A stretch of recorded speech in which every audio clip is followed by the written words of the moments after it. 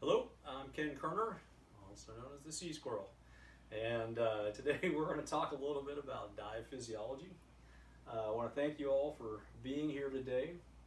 And I've got a basic question for you, which is, how have you really thought about the physics and physiology of diving?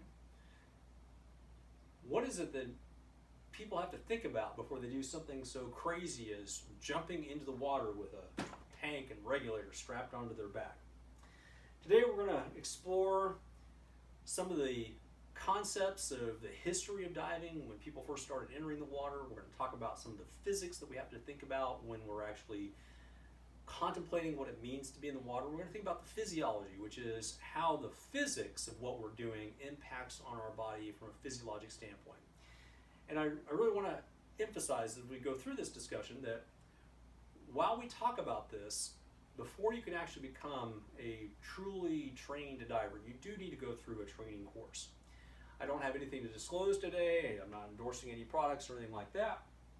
And we're going to jump in here. We're going to talk about what it is to actually be in the water with the fish and think about the physics of what we're doing. This guy, he doesn't have to think about it. He just gets in the water, swims around, that's all he ever knows. But when we're going to do it, we have to understand some things. So our objective today is we're going to learn without reference to recognize facts pertaining to the history of diving, basic dive physiology, understand a little bit about recreational diving, talk briefly about decompression elements. We're going to have to repeat this with about a 70% accuracy. So again, talk about a brief history of diving. We're going to talk about basic dive physics. We're going to talk about basic dive physiology, and we're going to talk about recreational diving and decompression elements. So let's jump right in. Let's go over a brief history of diving. So when people first started entering the water, all they could do really is just hold their breath, right? That's what we call breath hold diving. And they would do breath hold diving for going down and getting sponges and corals and chipping, mussels and clams off the bottom of the seafloor. So there was economic interest there. And you had treasure salvage operations that you need to go down, ship sank. Hey, I got to get my stuff back off the ship. And military operations, there would be places where there would be a chain across the entrance to a harbor, and you would have a diver that would swim under there and go and cut that chain so that your ships could invade a city or something like that.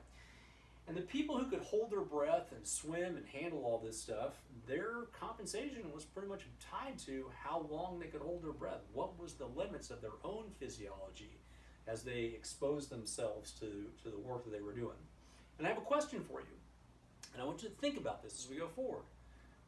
Why is it when you jump in the water and hold your breath and swim to the deep end of the pool that your ears start to hurt? Now just think about that, because as we go further, you'll start to understand a little bit better. So we moved on from the breath hold diving to what we see here, which is a form of snorkel diving. And this is a diagram that probably isn't really accurate to what actually happened, because you're going to understand here shortly that there's a limit to snorkel. So a snorkel, it's just a hollow reed or a tube that we use to breathe air from the surface. But as we go down underwater, right, water has weight. And the deeper you go, the more weight you feel, right?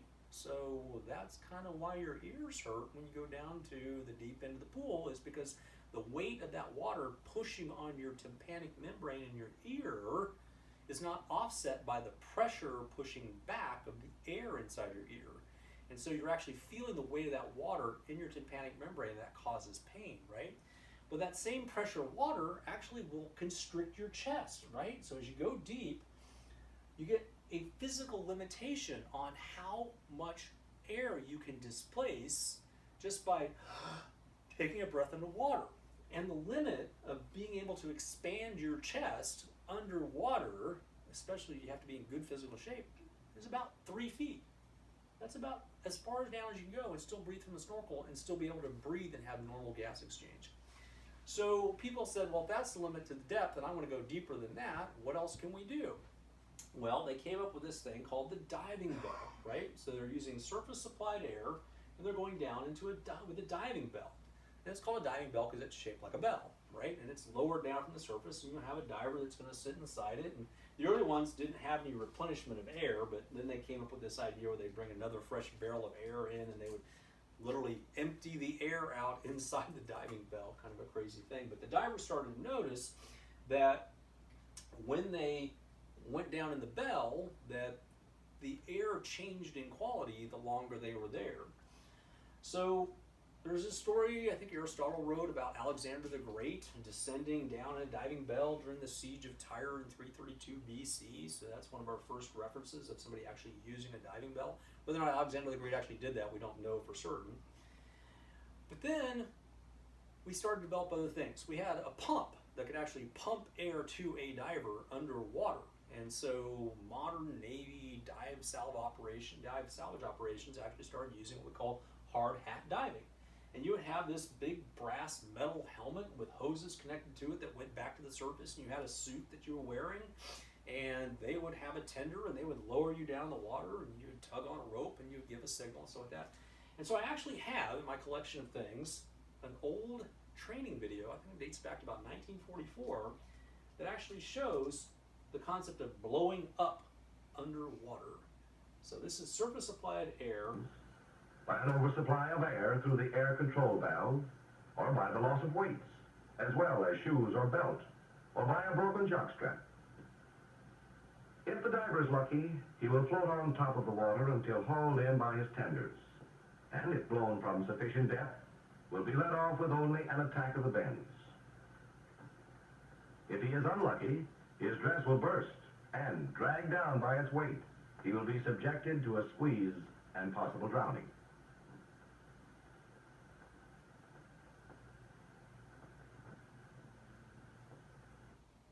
I don't know who the diver was that they trained to actually do that, but you know, obviously that was not a training video that we would be doing in this day and age, right? So that's a concept known as blowing up. And what happens there is you're getting air pumped from the surface down to your suit. You have to regulate the amount of air coming into your helmet and suit, and if you get that regulation wrong, or your tenders have a problem with the pump and they pump too much air down, then that air fills your suit. And we're going to talk in a little bit about why that air filling the suit is a problem. It relates to the physics of diving. So just think about that for a little bit. There's another problem though. What happens if you're not pumping enough air, right? You're down at depth, you've had a bunch of air, you're in a hard hat. This is called squeeze. Surrounding water is greater than that within the helmet. A slight negative pressure inside the helmet will cause a mild squeeze. A negative pressure as low as 2 pounds will produce bleeding from the nose and mouth by rupturing the blood capillaries in the lungs. In an extreme case, such as complete loss of air in the dress and helmet, the upper portions of the body are forced into the helmet. That sounds really bad. And again, that relates to this relationship between the pressure of the air or the pressure of the water around you and the air coming into your suit, right? So this is actually taken from a dive manual. I'm going to read this, so forgive me. Squeeze can cause almost immediate death, and in extreme cases have been known where the diver has been molded into the helmet, so it is practically impossible to remove it. Note, the effects of squeeze are much more serious than those of blowing up. Avoid both. But if it is a matter of two evil, choose the latter. This is from a Navy dive manual, okay? So I can't imagine any manual that we would write, Air Force or Navy or otherwise, making these types of reference in this day and age. I think we've moved on from that. So we've understood that if you're having air pumped to you from the surface, that could be a problem. Well, what's the next thing we're going to move to? Well, how about scuba? Now, can someone tell me what the term scuba stands for? How about you, sir? Self-contained underwater breathing apparatus. That's exactly right. So here's a picture of somebody, I think that's actually my spouse, swimming along, big school of fish. We can see bubbles coming up from other divers around us, and we are scuba diving.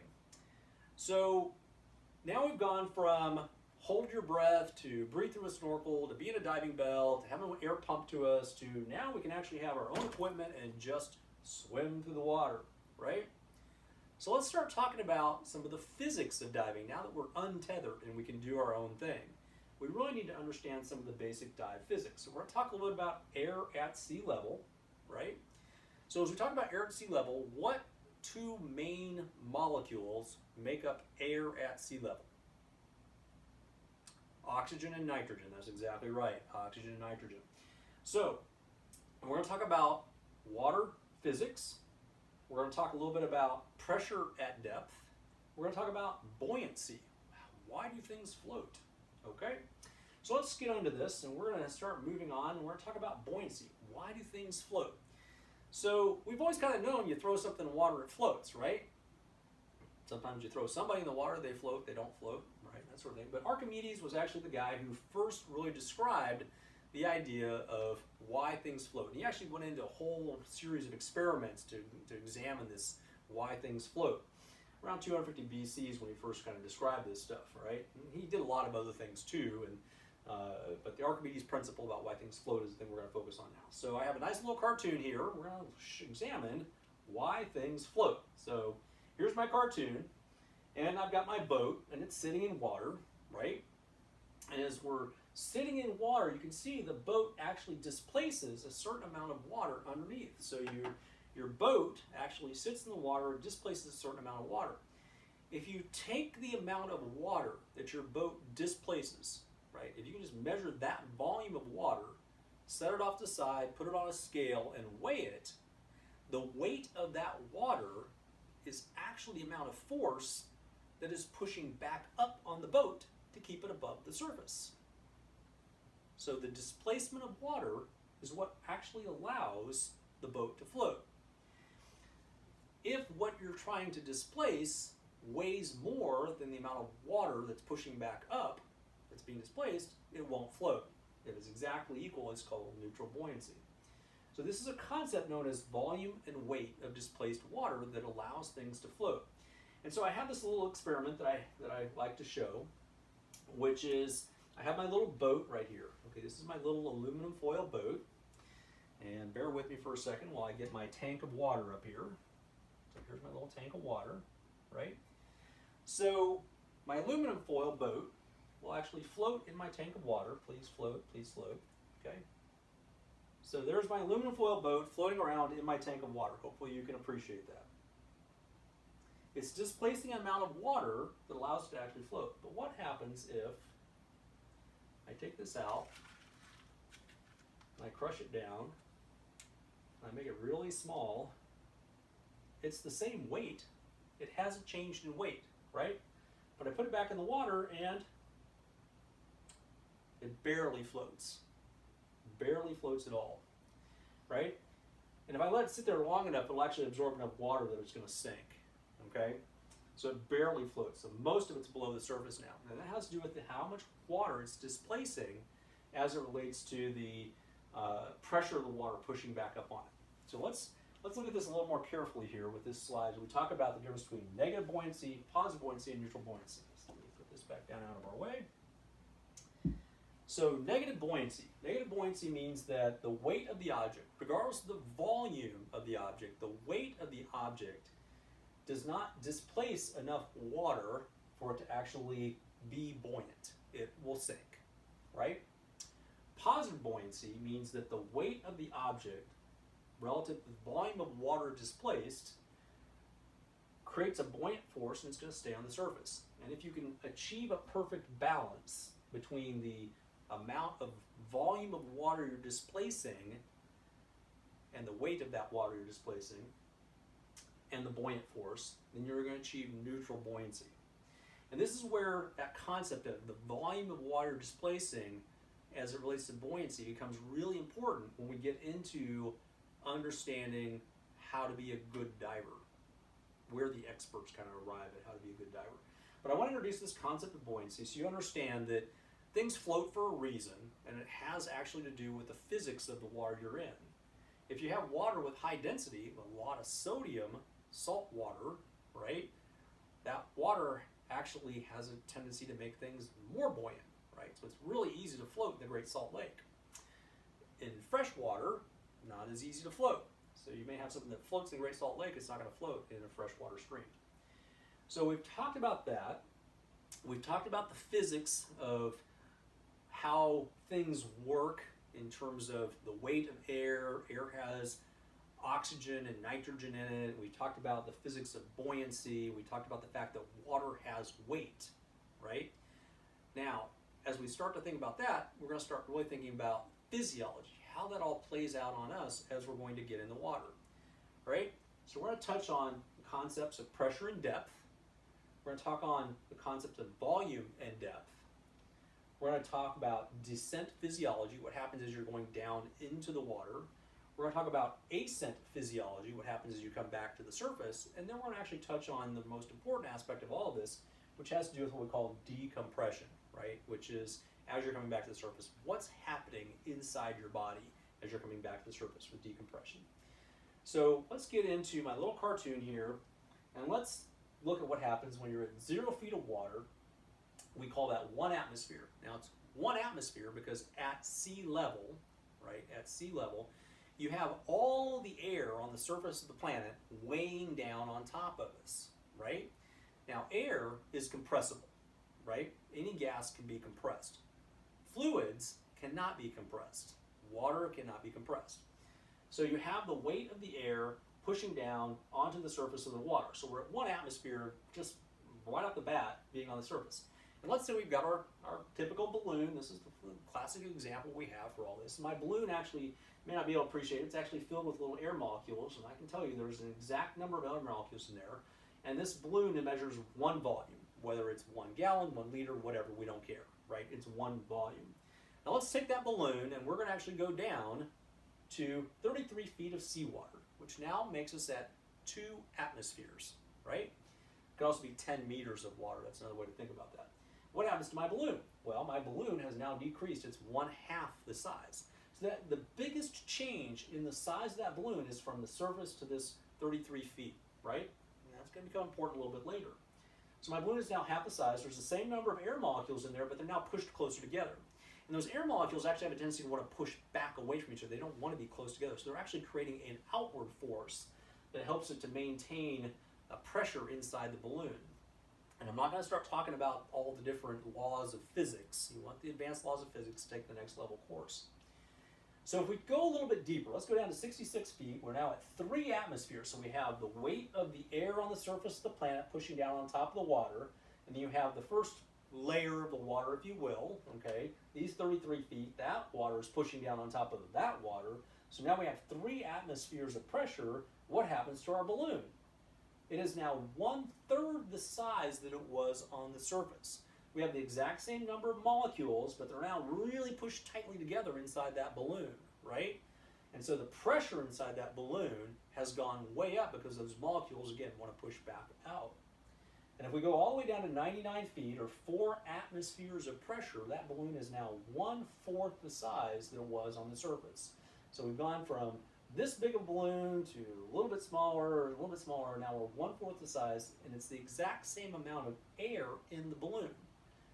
The actual number of molecules of air in the balloon has not changed at all, but they're pushed so tightly together that balloon is now crushed to 1/4 the size. So when we stop to think about that, the balloon can change size as it goes down through the water, but you're a scuba diver. And if you're a scuba diver, right, you have a couple of bags of air attached to you, right? I'm not talking about bags of air on the outside, I'm talking about bags of air on the inside, your lungs. Your lungs are contained within your chest cavity, and as you scuba dive, your lungs don't compress. They will compress a little bit. Your thoracic cage will actually compress ever so slightly. Anything that's air-filled in your body will actually experience what we call the pressure or squeeze of being underwater. That could be gas in your bowels, but anything that's air-filled in your body. Fluid-filled doesn't crush, right? So inside my lungs here, I have my blue oxygen molecules and my red nitrogen molecules. And I tried to create a relatively close ratio. Didn't quite get it right, but these are my lungs at the surface, just breathing normal air, right? So now let's say, hey, I'm going to jump in the water. I'm going to grab my scuba apparatus. I'm going to get in the water and let's go down. So now I have my scuba diver. He's gone down to 33 feet. He's at 2 atmospheres. And as he's breathing, he actually has a regulator that he's breathing through. And as he breathes through his regulator, he's actually getting compressed air. And that regulator is actually designed that the deeper you go, the more compressed air you're getting, the higher pressure you're getting. And these things are very carefully calibrated because if I'm scuba diving and I'm at 33 feet and I'm taking a breath, it feels just like I'm breathing on the surface. It actually breathes very easily. But inside my lungs, I have a whole bunch of extra molecules now. I've doubled the number of molecules in my lungs because the volume has stayed the same, right? So I still need the same amount of pressure, so I have to have the right number of molecules in my lungs, right? But the volume stays the same. So we go down, we're at normal size lungs, it hasn't changed in size, but the number of molecules, the density inside my lungs is equal to my balloon that's half the size. Let's go a little deeper, right? So now my diver is down at 66 feet, 3 atmospheres, and now I've got a lot of molecules in those lungs. Every time I take a breath, the amount of air being released into my lung cavity, again, it feels like I'm breathing normally, but the amount of air being released into my lung cavity, my lungs, has increased the density of the molecules because I have to maintain enough pressure to compensate for the increased pressure on the outside of my body. And again, the regulator helps me make that compensation. But now I have this really high concentration of oxygen and nitrogen in my system, right? And if we go all the way down, 4 atmospheres, now it's really concentrated. There's a lot of oxygen and a lot of nitrogen swimming around in my lungs every time I take a breath, right? And what you have to keep in mind is the amount of oxygen and nitrogen in my lungs is being seen by the blood flowing through my lungs. And the purpose of the blood flowing through the lungs is to actually pick up the oxygen, deliver it to my tissues, allow things to happen, and then carbon dioxide comes out, and I breathe the carbon dioxide back out, right? The nitrogen isn't really supposed to do anything. As it relates to our body, the nitrogen is just an inert gas. It's really not supposed to have any effect on us at all. We're not supposed to notice it. I'm going to touch on this again in a little bit because there is an issue with that nitrogen building up in our system, and it's actually kind of really important. A couple of issues with that, right? So here we are. We've gone down to 4 atmospheres. Those molecules have gotten really compressed together, right? So my friends at NOAA, actually teaching a course, they showed me what happens if you take a styrofoam cup, which is essentially styrofoam has air in the space around it, and you take it to the deepest part of the ocean and submerge it. This is actually a styrofoam cup that was taken to the deepest part of the ocean, right? That's a pen, regular click-click zebra pen, and you can see that the styrofoam cup has been crushed down to something about that big. It's really tiny. We weren't allowed to take it out and look at it, but it's as hard as a rock. I guarantee you that. But that's what happens if you take a styrofoam cup, which actually has air in its spaces around it, and it gets compressed all the way down to the bottom of the ocean. Okay, that was just kind of a fun little aside. So now let's start talking about while we're at depth, right? And what happens if we come back to the surface, but we're going to make a really special caveat right here, okay? We're going to talk about what happens if you've got this many air molecules in your lungs and you go all the way back to the surface, but you don't exhale, right? So we're going back up to the surface, but we're not going to breathe.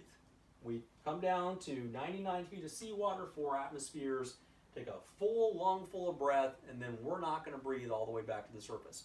What do our lungs want to do, right? So as we come up from 4 atmospheres to 3 atmospheres, the lungs want to grow in size. They want to get bigger, right? Because those molecules want to push out, right? And if we go a little bit higher, and we come all the way up to just 2 atmospheres, our lungs really want to get bigger, right? So we're looking at the difference between the lung size here and the lung size here. Our lungs really want to expand to be able to accommodate all that gas that was compressed here, but now it's starting to expand, right? And if you come all the way back to the surface, what happens if you come all the way back to the surface is your lungs want to get 4 times as big. Now, can your lungs get 4 times as big? No, it can't, right? Because you're restricted by the thoracic cavity. But that pressure can build up inside, right? And we can't actually physically contain that pressure. Our lungs aren't designed to do that, okay? So what do you think happens when that happens, right? Bad things. We'll talk about that a little bit later. So let's now talk about something else that happens, right? Let's talk about what happens when you actually descend, when you're going down underwater. We talked about the fact that you're going to increase the number of molecules of oxygen and nitrogen in your lungs, which increases the number of molecules of oxygen and nitrogen that are going to get dissolved into your bloodstream. So what happens as you're descending is you're actually, what we do is called on-gassing, right? You're actually going to start absorbing nitrogen into your body, right? And that nitrogen is going to go places. We always have a certain element of nitrogen in our bloodstream. We have a certain amount of nitrogen dissolved in our tissues at any given time if we're just breathing air on the surface of the planet. And pilots that actually fly to high altitudes and go to subatmospheric pressures can actually get a high altitude bends, okay? Which is the nitrogen can actually bubble out when they're up at high altitude if they're not in a pressurized environment, okay? This can be actually a problem. It's actually a problem for astronauts too. They have to actually denitrogenate as they're going out into space. It's a whole different talk. So what happens? We're on-gassing nitrogen into our system as we descend. So the longer we're down at depth and the deeper we go, the more nitrogen our body absorbs. And you can actually get to a point where you saturate your body. You know, it's called saturation diving, and you do not do this in recreational diving. This is a very specialized field of diving if you're going to do saturation diving. But what happens is that nitrogen builds up in your system, and it's going to go to the different tissues of your body, and different tissues act differently. Some of your tissues have a really high amount of blood flow, some have a very low amount of blood flow, some have a high water content, some have a low water content, and based on all of that is how much nitrogen tends to get dissolved into the tissues. Some of those tissues will take up nitrogen relatively fast and release the nitrogen relatively fast. Some take up the nitrogen relatively slowly and then release that nitrogen relatively slowly. And this gets into what we're going to talk about when we hit on decompression. So, as we start thinking about decompression, let's talk about what happens when you start to ascend, right? So now, as you're coming up through the water column, so we're moving up, up, up, that gas is coming back out of our system. It is getting released into our lungs. We breathe in and out because we're constantly breathing as we're scuba diving, and we're starting to exhale that gas. Now, the oxygen comes out pretty easily. It exchanges very easily in the lungs. The nitrogen, again, not so much, because the nitrogen is going to get sequestered in some of our tissues and not released quite so easily. It can get into our synovial fluid, into the central nervous system, etc. But as we ascend, that nitrogen is going to slowly come out of our system. So here we are. Let's talk a little bit about the physics of what we're doing, which means that as we go down, we have increasing depth, increasing pressures. We have increasing absorption of gases as we go down. Let's talk a little bit about what we call decompression, right? Decompression is the release of that compressed gas from our system, right? So understanding decompression. To understand decompression, you have to understand nitrogen gets absorbed. It is slow to release. The pressure is reduced around us as we ascend through the water column, right? Bubbles can form if we go too fast. And there's actually this concept of everybody fizzes to some degree. Depends on who you talk to, whether or not you actually believe that. But what happens if I've been underwater for a really long period of time, right?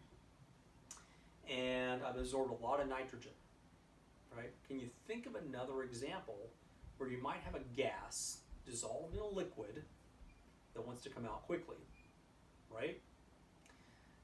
Think about your Coke bottle or your soda bottle on a warm day, right? What do? If you have a soda bottle on a warm day, what do? You actually would take the lid and unscrew it completely and let it just foam up all over the place and then decide, oops, now I got to clean that mess up, right?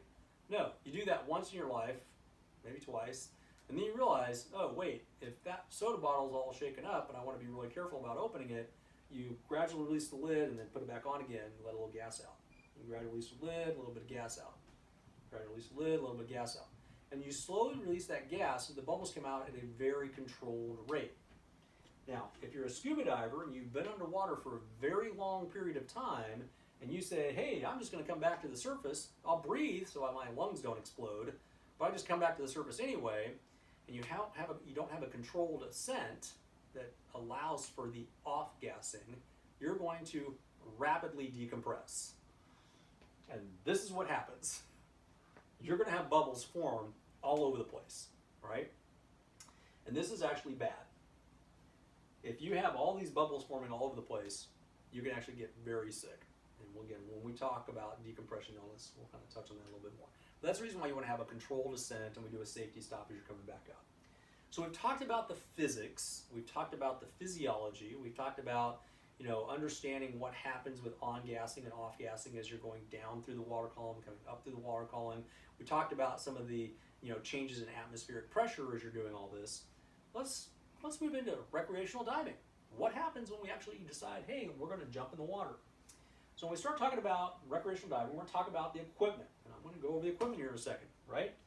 So equipment includes our tank, it's going to include my regulator, and it's going to include a buoyancy control device. Now I'm going to pause right here, and I'm actually going to show you all this equipment.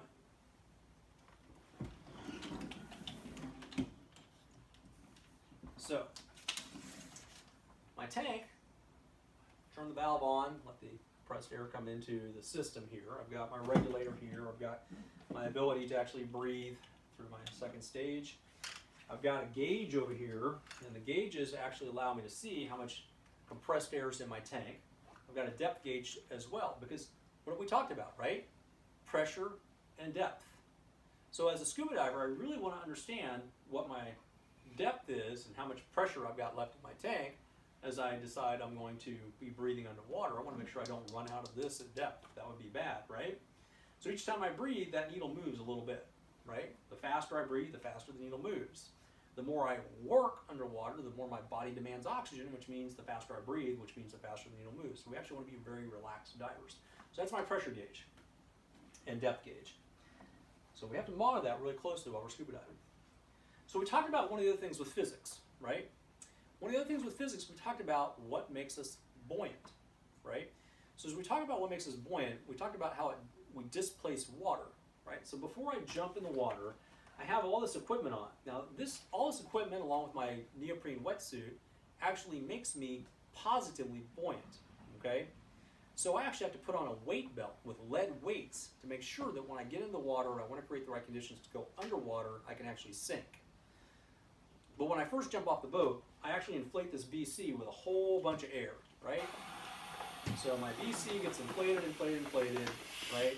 And I've got a whole bunch of air, and you heard actually the pressure release valve actually doesn't let me overinflate. So my BC gets filled with air, but what happens when I inflate this with all that air, right? What am I doing? I'm displacing a bunch of water. The more water I displace, the more buoyant I am. I'm going to stay on the surface, right? And as I decide it's time to go down, we give ourselves a, are you okay? You're going to descend, and we're going to descend, right?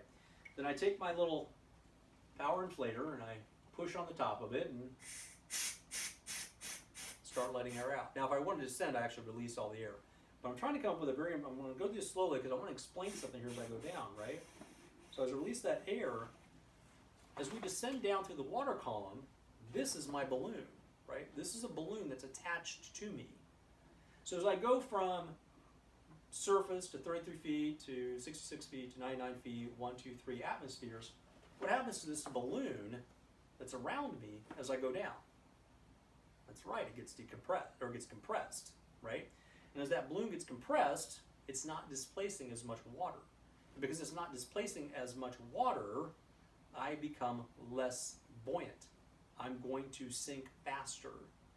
And so when you watch the movie Titanic and all the people are being sucked under as the ship goes sinking down through the waves, you can actually get down underwater to a point where enough compression occurs around your lungs that you can't maintain any amount of buoyancy, right? You can actually get pushed down deep enough that you can't swim back to the surface. That's why if you're out and boating and stuff like that, and you're in conditions where you might need to wear a life jacket, you should probably wear a life jacket. So as I go down through the water column and I'm getting deeper and deeper, this is getting compressed. So how do I actually make sure I don't get negatively buoyant and start really sinking, right? Well, I have to add a little bit more water, add a little bit more air. So as I'm swimming along through the water column and I go a little bit deeper and I kind of reach the level I want to be at, you actually have to kind of add just the right amount of air to maintain neutral buoyancy at whatever depth you're going to swim at. So let's say I'm actually swimming along at 99 feet of seawater. I've got the right amount of air in here to make me neutrally buoyant at 99 feet, and I say, well, time to go back to the surface, right? Well, if I start swimming back to the surface and I've got this amount of air inside my BC, right, and I start going back to the surface, and I don't have the pressure release valve on the back, or it's stuck or something like that, what happens is I start to come back to the surface. Let's think again about the balloon, right? As you come back up to the surface, that balloon is going to start to expand. As the balloon expands, you're displacing more water, you're becoming more buoyant. Which means the closer you get to the surface, the more rapidly you're going to rise. And especially, what did I talk about? That space between 33 feet and surface is when you have the biggest change. Your balloon's going to double in size in just 33 feet. So you really want to make sure as you're coming back to the surface, you're actually swimming back to the surface. And we actually want to make sure that we've completely released all the air from our BC before we actually make our ascent, okay? Because we want to have a controlled ascent. We're actually going to stop usually around 15 feet. We're going to swim around at 15 feet for a few minutes because we want to actually off-gas and decompress. Now, the other thing I want to point out as well is that my regulator, okay, is actually designed so that it breathes normally regardless of what depth I'm at. And that's a component of the first stage, second stage, all working together to make sure I've got just the right amount of air pressure in the hose to compensate for the depth of water that I'm at. It's important to have this well maintained and get it checked out before every dive season. All right, so enough of talking about the equipment associated with recreational diving. Now we're going to talk about a few other considerations. So what are some of the other considerations we have to think about? Well, we talk about what's known as no decompression limits. Professional divers actually have dive tables. They go underwater, stay underwater for a long period of time. They can actually allow themselves to absorb a bunch of nitrogen, and then they have a dive table they can reference so that as they're coming back to the surface, they know exactly how long to spend at each depth coming back to the surface to make sure they've eliminated the right amount of nitrogen. Now, different dive organizations, and PADI being one of the most common ones, actually publish what are known as no deco dive tables or no decompression dive tables. And these are tables that have been specifically designed by the US Navy and professional organizations to actually let you know how long you can spend underwater at certain depths for a certain amount of time before you've exceeded your dive limits, what we call an exceptional exposure. So the no deco tables are what you're going to refer to as you plan your dive. It's beyond the scope of this talk to actually start going into the dive tables and actually talking in depth about that. But the background information I've given you so far about the physics and physiology of diving will help you understand those tables when you actually get introduced to them. You have to understand another concept, that's nitrogen narcosis. When we dive recreationally, there is a limit to how deep you can go. That limit is actually a function of that nitrogen being absorbed in your system. Again, I said nitrogen is a relatively inert gas, but if you get enough of it in your system, it almost acts like an anesthetic. And there's a concept known as nitrogen narcosis, or rapture of the deep. And we actually say that if you get down to around 160 feet of seawater, actually the limit's actually around 130 feet for most recreational divers. But I know for myself, if I get down to about 160 or 165 feet of seawater, I'll start to feel a little bit intoxicated. And that can affect my judgment. And if it affects my judgment too badly, then I might decide, hey, I'm here, why not go deeper, right? Well, if I start to go deeper, what else did we talk about with those oxygen molecules in the lungs, right? Those oxygen molecules become more and more concentrated in the lungs, and as they become more and more concentrated in the lungs, the amount of oxygen in your bloodstream goes up and up. And they actually reach a point where that can become toxic to the central nervous system. So at around 218 feet of seawater is when we start to get really concerned about oxygen toxicity, and that reveals itself in the way of seizures. If you have a seizure at 218 feet of water, you will probably spit out your regulator and die, and everybody will go, hey, what happened to Ken? He's gone, right? You're never going to show up again. So we actually have limits on recreational diving as it relates to depths that you're allowed to descend to. And when you very first start learning to dive, you're actually going to be limited. And when you get your initial open water certification, you're really supposed to be limited to about 60 feet of seawater until you really get some experience on how to control your buoyancy and everything else. And then you go and get your advanced open water training. then they say you can go deeper and stuff like that. But these are more advanced concepts you're going to go through training organization.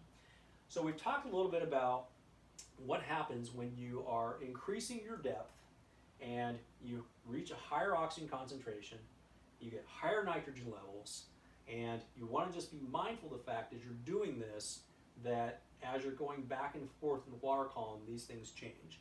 Within the limits of recreational diving, you should be safe as long as you follow your depth and exposure limits. Okay? So now I want to kind of move on to one other concept, okay, and that's decompression illness. We've talked about the physics, we've talked about the physiology, we've talked about on gas, and we've talked about the body absorbing nitrogen and stuff like that. So I'm going to go and talk about a case study that actually happened. This is a 1924 case study. This was published actually in the medical literature for the Navy. Okay, and what we had was a surface supplied diver who actually went down to recover a lost anchor. And you got to remember, not every place you take a ship actually you can tie up to a wharf, right? You actually have to have your anchor. If the anchor gets fouled, you might have to have your diver go down and recover it. So he went down to 80 feet of seawater. He was down there for an hour and 30 minutes, and he's got the tenders up on the surface, and all of a sudden he's not responding anymore. They're yanking on the rope, and he's not giving them the appropriate signals to come back. So what do? They just haul him to the surface, right? So hand over hand, let's bring him back to the surface. Now, I'm going to show you the actual published report from the medical literature from 1924, okay, and I'm going to skip over some of this, but here's what it says. He was unconscious and rigid when cut out of the diving suit, 1 hour and 30 minutes from beginning of submergence. He was placed in a recompression chamber, what we would call a hyperbaric chamber today, and decompressed as follows. We can skip all this, right? At the end of this period, the patient was found to have regained consciousness, so he got better. He vomited, he bled from the nose. They put him back down into the chamber for a little bit longer, and then when he was finally removed from the chamber, his temperature was normal, his pulse was 108, his breathing was 24. This is the part that I love. The following day, he returned to duty and was pronounced physically fit for diving after he had been examined by a medical officer. So if you ever look at the manuals that the military publishes, whether you're Navy, Air Force, or otherwise, about why we do things the way we do, probably it relates back to situations like this where we didn't have guidance or experience to go, maybe the guy who was unconscious the day before and needed to go into the hyperbaric chamber shouldn't be returned to duty right away. So I love this case because it's a really great illustration of decompression illness. And so let's talk about that, decompression illness. I gave you the case study. We've touched a little bit on the concept of the bends. The bends are what happens when that nitrogen gets absorbed into your system. It used to be called caisson disease way back in the day because you had these guys that would go down and work in caissons to actually build tunnels and things like that. I'm not going to go too in detail that, but the bends is what happens is when that nitrogen bubble builds up within the joints or in the system in such a way that you're literally like forced to bend over because of the pain in the joints. And these guys actually that were like caisson workers, they'd come out of the caissons and they would go and, you know, be in pain all night long, and then they'd go back to work the next day and say, please let me go back to work, because as soon as they got in the caissons and got sealed into the pressurized environment they were in, they got better, right? So the bends, okay? And there's all sorts of bends. There's central nervous system bends, there's tissue bends, there's skin bends. We don't have to get really kind of in depth about that, but if you want to study that more, it's actually kind of fun. There's pulmonary overinflation, and we already touched on what pulmonary overinflation is, right? If you hold your breath and go all the way back to the surface, your lungs will explode for all intents and purposes. Now, they can't really explode because they're contained by the thoracic cavity, but the lung tissue will rupture, and you can actually end up with what we call a pneumothorax, air around the outside of the lung, or you can end up with air being forced into the bloodstream. Well, what happens when that air gets forced into the bloodstream? You can actually have what's known as an arterial gas embolism. And I actually have seen chest x-rays of people whose entire heart and major blood vessels are filled with air from this very problem, right? So if you end up with an arterial gas embolism that completely fills your heart with air, that's it, game over. But you can also end up with air gas embolism or arterial gas embolism because you may have small amounts of bubbles in your system, right? And those small bubbles can actually come out, and if they cross from the right side circulation to the left side circulation of the body, they can go off to places and cause stroke-like symptoms. You can have a stroke in the brain, you can have a stroke in the spinal cord, it can affect other organs, the gut, and everything else. So these are just a few concepts of decompression illness. And I touch on this just so you have a basic understanding of what decompression illness is. If somebody experiences decompression illness, the first and foremost treatment actually is to give them surface supplied oxygen. So you always want to make sure if you're going to a dive operation that wherever you're going, they have the ability to give you surface supplied oxygen or supplemental oxygen. You also want to make sure that you've checked with probably an organization like DAN or the Divers Alert Network that there's a hyperbaric chamber nearby, because if you have an accident and you need to be recompressed, you want to make sure you can actually get to a hyperbaric chamber quickly. So, in summary, we know that we have to reference and recognize facts pertaining to the history of diving, basic dive physiology, recreational diving, and decompression illness, and we're going to be actually assessed on this to get about a 70% accuracy. We've given a brief history of diving. We talked about breath hold diving, we talked about snorkeling, we talked about bell diving, we talked about surface supplied diving, we talked about scuba diving. We've talked about basic dive physics, the idea that air has weight, water has weight. As you descend through the water column, that the pressure of the water around you actually increases the pressure pushing molecules together, making a balloon shrink, or increasing the amount of pressure you have to actually take a normal breath. We've talked about buoyancy and the importance of water displacement to actually allow you to maintain a level of buoyancy, neutral buoyancy being the goal. We've talked about basic dive physiology, which is how as you go underwater and are breathing compressed gas, your body's going to actually absorb nitrogen, your oxygen level is going to increase in your body. And we've talked a little bit about some of the things that can happen with nitrogen narcosis and oxygen toxicity. So some of those fundamental aspects of dive physiology. We did talk about the water translocation that occurs actually when you go underwater, because water actually gets kind of pushed from your tissues into your bloodstream a little bit, and that's the reason why there's two types of divers, the ones who have peed in their wetsuits and the ones who have lied about it. And then we talked a little bit about some of the things with recreational diving, some of the equipment that we're going to use, and the ability to maintain neutral buoyancy using a BC. And then we touched very briefly on decompression illness. And we looked at that case study and talked a little bit about the bends and pulmonary overinflation, arterial gas embolism, and the need to get referral actually to a dive medicine physician if you've actually had a problem, you need to get to a chamber. So we looked at some of the history of underwater exploration. We briefly looked at all the physics and everything, and the physiology associated with everything. And what I just want to encourage you is that as you go out and explore diving, make sure you have proper training before you actually enter the water. Make sure that you understand the basics of the physics and physiology of what you're experiencing when you strap on this equipment and jump in. Don't be afraid about it, because this is actually a great, fun, exciting sport. And I really hope that as you explore this idea of becoming a scuba diver, that we can see each other on the dive boat someday, someplace, an exotic location with good friends and good food, and just have a great time swimming along with my fish buddies underneath the water and exploring some of the great stuff. So in closure, I just want to say thank you very much for your time. If you have any questions, please leave them below or reach out to me as you need to.